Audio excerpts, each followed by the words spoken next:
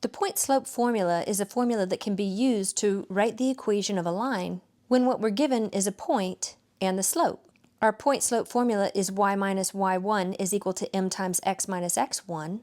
The coordinates of the point that our line passes through are going to be plugged in for x1 and y1, and then the slope of the line is going to be plugged in for m. Let's look at an example. Find the equation of a line that passes through the point 1, 2 and has a slope of negative 2. So we plug the point and our slope into the point-slope formula. I'll first recopy the point-slope formula. And again, the point that our line passes through is going to be plugged in for x1 and y1. Nothing is plugged in for the first y value. That actually is going to remain part of the equation. And from that, we're going to subtract the y coordinate of the point that we pass through, which is positive 2.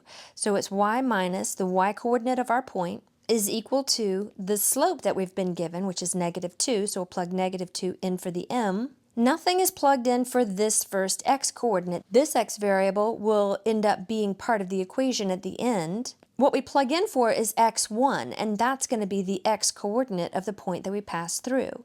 So we have x minus the x coordinate of our point, which is positive 1.